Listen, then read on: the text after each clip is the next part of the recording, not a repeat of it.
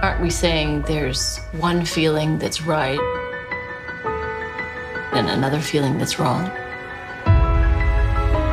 Well, there are rights and there are wrongs. So your character works for a governor who some might call a piece of shit. He's a jerk. But I'm wondering if that was a great job for a woman at her time in the 40s. You know what I mean? Like, I'm wondering what you know about how many women were working in jobs like her at the time.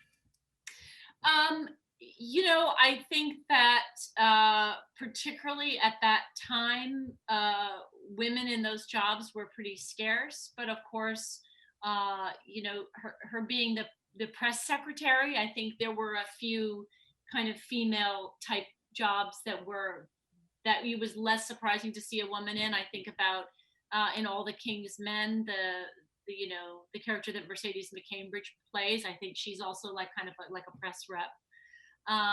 But I think one of the amazing things about Gwendolyn is she doesn't just work for the governor of California, but she has ambitions herself to be a political candidate in the future. And I think for a woman at that time, that was a big, big leap. And particularly for a gay woman, that was an enormous leap. Was this character written with you in mind, or did it just happen to work out that you have political aspirations that... I actually don't know. I mean, I understand why Ryan thought of me for it, but I don't know if having me in mind influenced him as he was writing it. The character of the governor and the political component of the story seems so integral. I don't think he just sort of lopped it on there when he thought of me. So maybe it made him think of me for it. I'm not sure.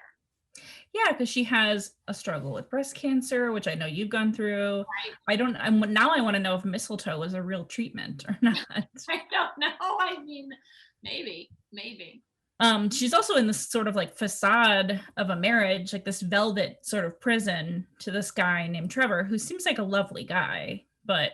I think a lovely guy, but maybe not a lovely guy to be married to if you're a lesbian, but a lovely guy in other ways. Yeah, he made her aspic. He really treated her nice, but not fulfilling. I think his kind of Barbie dream house that he concocted, though, I think was kind of stifling in its own way. The show has really beautiful like sets and costumes. Did you have a favorite set or location? Like the place where you guys have oysters? Like, I want to know if that's real and I want to go there today.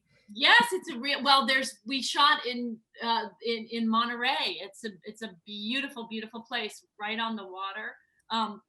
I feel like the place where we shot the exteriors of the motel that Sarah's staying in, right on that cliff. That's an unbelievable location.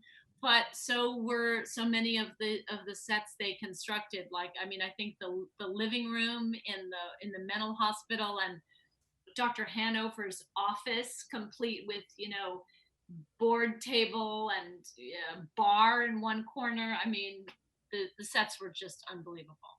They look massive. I don't know if that's just camera angles, but massive. They're massive. And also when you get to some of the more medical rooms, they're so creepy, and they've distressed them in just the way that they kind of look kind of old and unclean and grouty. They're incredible attention to detail. It's truly, speaking of medical stuff, it's truly amazing watching this show, thinking like that technology was what was happening. Let's say, I don't know, 60 years ago, I'd have to do the math, 60-ish years ago. And like how far medicine has come in that time, but how far medicine had come before that, like 60 years